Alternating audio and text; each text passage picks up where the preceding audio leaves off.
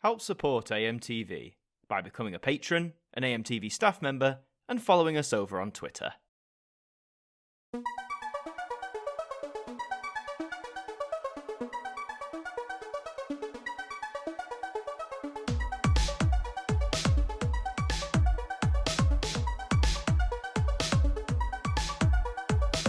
Hello, and welcome to the Ident Review, the show where we have a good look and chat about the various television idents that we've come to know and love over the years.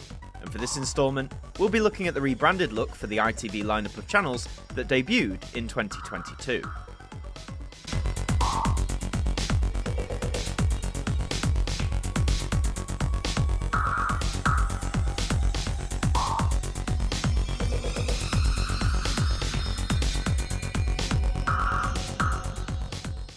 After nearly a decade of rocking a particular look across all of its television channels, ITV announced that in late 2022, a rebrand would be hitting the airwaves, including the renaming of the main channel from just ITV back to ITV1, a moniker it had utilised for several years in the early 21st century. Well, that rebrand is finally here, and folks have a lot to say about it. I've already given some brief thoughts in my video discussing the launch of the new look, but now it's time to go a little deeper. Today we're going to take a look at some of the new sequences for ITVs 1 to 4, as well as ITVBe. There are 5 key locations for the new idents, all with a different twist depending on the channel. At the time of making this video, I haven't been able to track down all of the variants. For example, there's not yet an instance of the seaside ident being in use, but I'll show you what I can. Without further ado, let's see how the main channel looks with ITV1.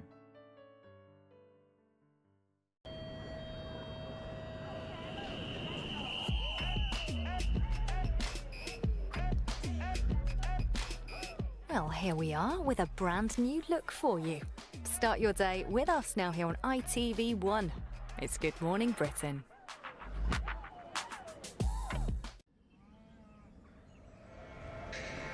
Now bringing you up to speed with all the latest news and more across the country, it's Good Morning Britain. Will the machine pay out this afternoon? Let's find out. It's Tipping Point.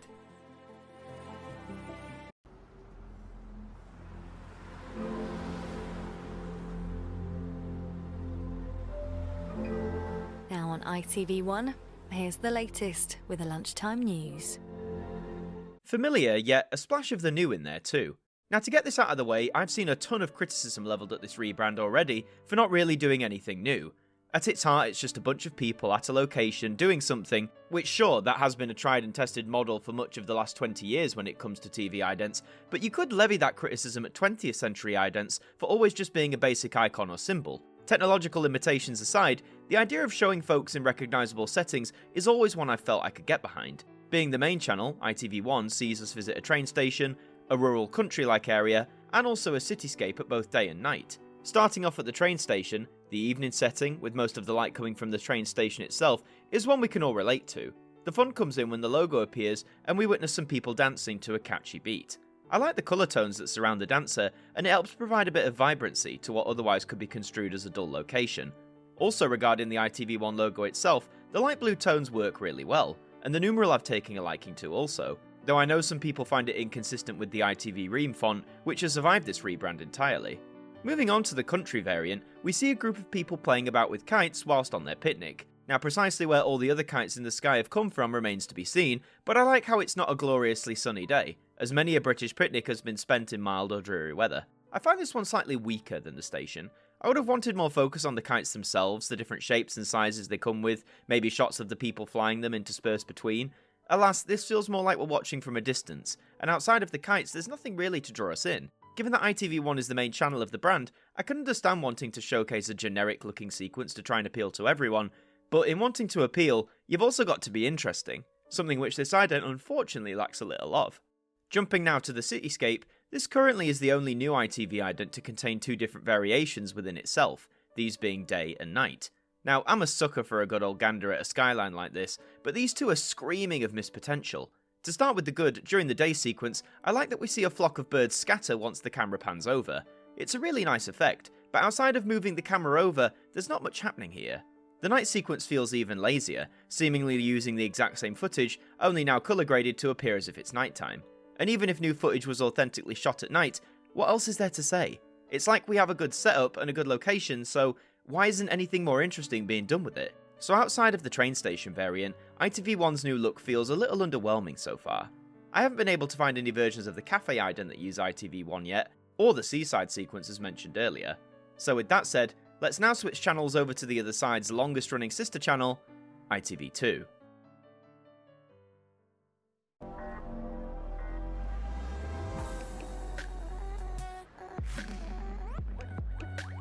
Right now on ITV2, it's time for Totally Bonkers Guinness World Records.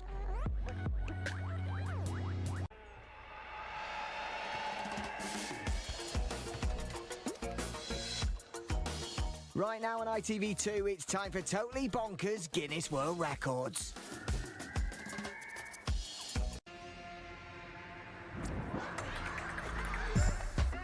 Now on ITV2 this Tuesday, it's time to have a little bit of fun with Gino De Campo this afternoon as we lap up some family fortunes. See what I mean about a twist? Starting off back at the station, this time we see someone board a train which is layered with tons of bright and vibrant colours, all animated in a quirky and very trippy way. In a sense, I'm gutted that these feel more like background elements and are the central focus of the ident, as I'm all for colourful and odd things like this. The beats in the background match well with the visuals, but one of the key parts I like here is the ITV2 logo. With the light blue tones going over to ITV1, the sister channel adopts a bright pink for its logo, and I think it not only looks great, but just suits the playfulness that the channel has cultivated for itself really well. I also like the quick bit of animation that plays before the 2 settles into the screen, again establishing that fun and quirkiness. Moving to the grassy plains of the field ident, thankfully this time things are a lot more interesting. The setting now appears to be a festival, filled with brightly coloured portaloos, barrels, and of course attendees. Now, I'm sure any festival goer will tell you that most festivals of this nature are never this bright and vibrant, and certainly never this clean, but still, even if it's a little exaggerated, it works in the context of this ident. This is one where looking for detail feels very rewarding. From some of the masks people are wearing, including a horse and a frog just strolling about, to someone dressed as a giant poo trying to find a vacant portaloo, the irony certainly isn't lost.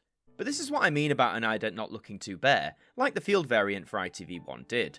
Plus the mix of colours is visually appealing and blends well with the green grass. Personally, this is probably my favourite ident of the rebrand so far, so we'll see if anything down the line can top it. Finally, we have ITV2's take on the cafe, the first time we're seeing this location pop up too. This is Zeb's Caf, a corner establishment which is again a very recognisable and relatable scene. Many of us, I'm sure, have a cafe or corner shop like location in our area that we frequent, so the location for the sequence is a great choice. But instead of heading into Zeb's, again we pan across to further down the pavement to witness an intense game of ping pong getting underway, which sees a drag queen ultimately take the crown. This to me is another strong example of taking something familiar and adding in a loud and colourful twist to really give it a sense of life and excitement. My only major criticism here is that outside of the ping pong game, I think there is potential for more detail to be included. Whether that's seeing these characters enter the cafe or start another game, it all just feels a bit short and sweet. And sure, I know attention spans are lower than ever these days, but even just a few more seconds wouldn't have hurt, surely. Overall, ITV2's inclusion in these new idents I think surpasses ITV1, even just for the fact that I find them a lot more interesting. But we've got 3 channels left to cover, so rather fittingly, let's see how these locations are adapted by ITV3.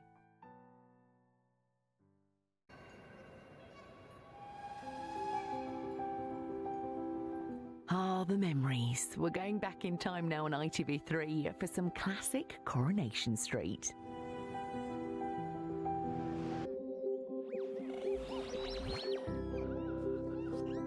Ah, the memories. We're going back in time now on ITV3 for some classic Coronation Street.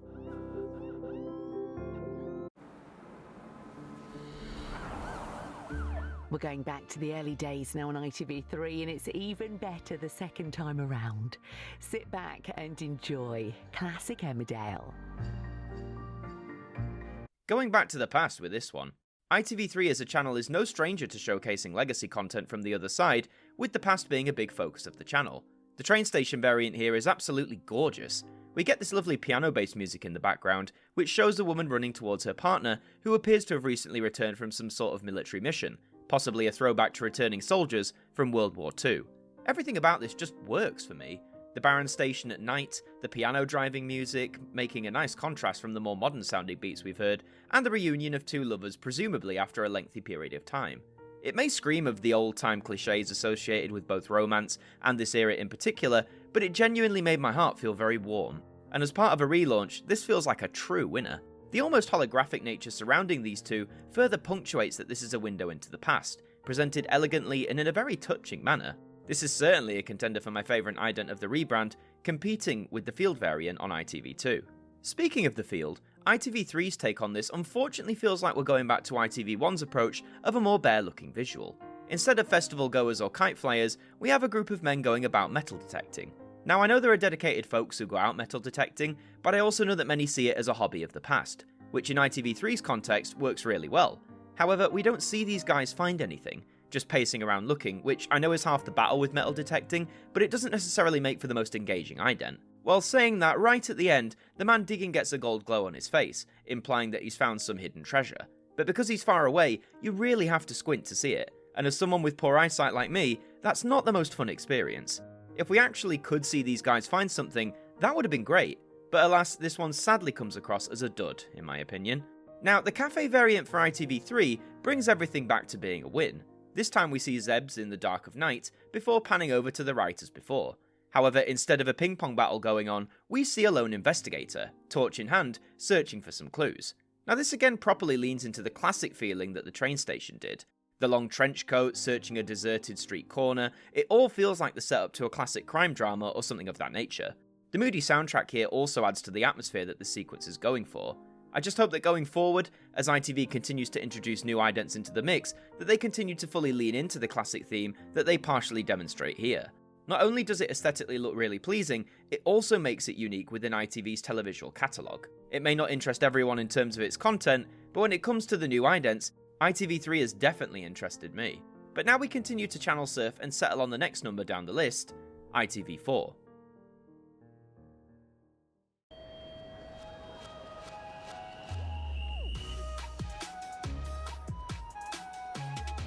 Classic action drama with Tom Selleck now on ITV4. It's Magnum PI.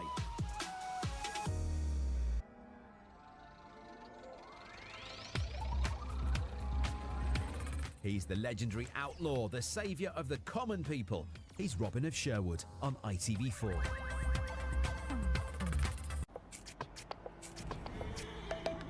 Some truly vintage telly now on ITV4 as we enter the exciting world of the Agents of Nemesis in sci-fi espionage thriller The Champions. Bizarre is definitely the word here. ITV4 has its affinity with sport for sure, and so the station variant right off the bat has decided to embrace it. We see a referee stand behind the yellow line of the platform, blasting passengers with yellow or red cards as he deems fit. It feels a little jarring at first, only because this is a scenario that you'd never expect. But the more it goes on, it actually is quite funny. I especially like the gag at the very end, where a passenger with a bicycle approaches, to which the ref promptly issues a red card without any hesitation whatsoever. The soundtrack I'm not a huge fan of this time around, however, in terms of showcasing something completely oddball and not a relatable setup like before, this one does the job just fine. The bizarreness continues when we head to the field. Set more towards the late afternoon, we see some hay bales adorn the landscape, as well as a friendly cow, all going about their business. That is until a pixelized UFO shoots into the sky, zapping the tractor and the cow, pixelizing them for presumably no real reason.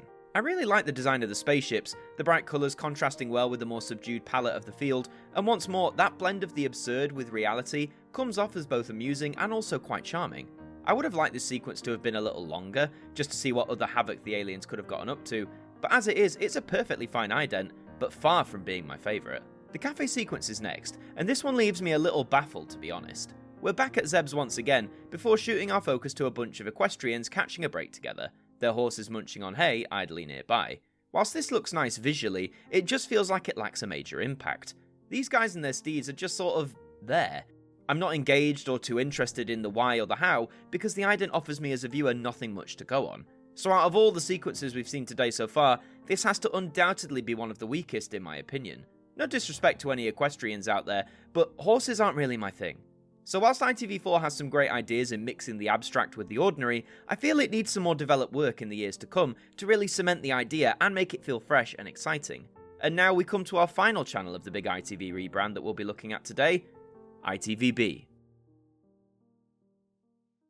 Now on ITVBe, we're cozying up on the sofa for a drama-filled episode of Absolutely Ascot.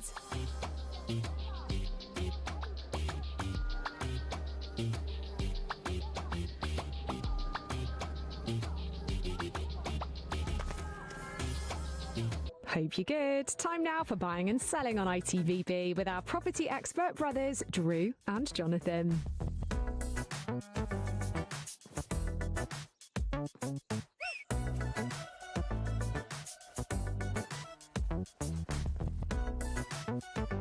Welcome to your Wednesday afternoon with us here on ITVBe. We know we look good. Now we're starting things off with Best Cake Wins.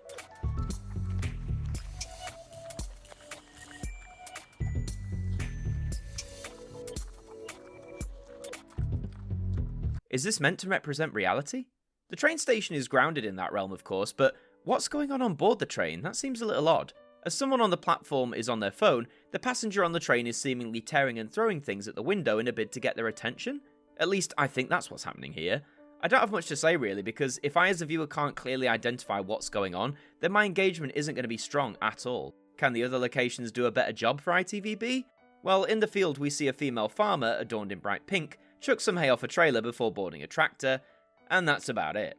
Granted, if it's just meant to show a slice of life, then yeah, it works, and the pink outfit of the farmer marks a nice colour contrast from the greens of the field setting, but again, there's not much else that for me personally is grabbing me as a viewer. It just comes across as a bit empty, a recurring trend with some of the takes that this rebrand has offered us. Finally, we're drawn back to Zeb's calf, but instead of ping pong, crime scenes or horses, we have a giant-sized cat and rabbit tucking in some good grub, with Zeb's calf branded bowls of course. This feels like more of the quirky and oddball elements we saw with some of the other channels, and had they all gone for this sort of vibe, I think it wouldn't have been a problem. My only criticism here is that I wish something more happened than these two cuties just eating some food. Theme-wise, it contrasts a little with ITVBe's focus on reality television, but hey, that's a genre I don't really delve into, so what do I know? It's definitely the most interesting out of the three, but despite the abstract cuteness happening at Zeb's calf, the ITVBe approach to the rebrand feels like the weakest of the bunch. So what are my overall thoughts on ITV's new look for 2022? On one hand, this all feels like a breath of fresh air.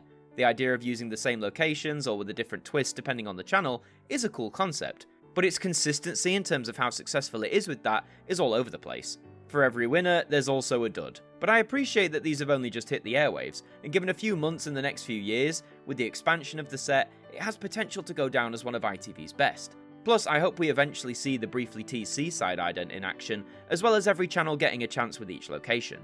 But one thing is for certain, this is the new ITV family, whether you like it or not. And personally, I can't wait to see how it grows and evolves in the years to come. And so that brings us to the end of another episode of the Ident Review. If you enjoyed this look at ITV's new rebrand, then please leave a like, comment your thoughts below, and subscribe to the channel for lots more ident related content. I've been Adam Martyn from AMTV, thank you for joining me, and I'll see you next time. Thank you to our patrons for helping to support the show, and a special thank you to Macra, Hooks Media, Ben Freeman, Ethan Carberry-Holt, Bruce Danton, The Broken Kitsumanoid, Tobos Krotz, Polsky Liz, Globe of Reviews, and Trev Hughes, our AMTV staff members.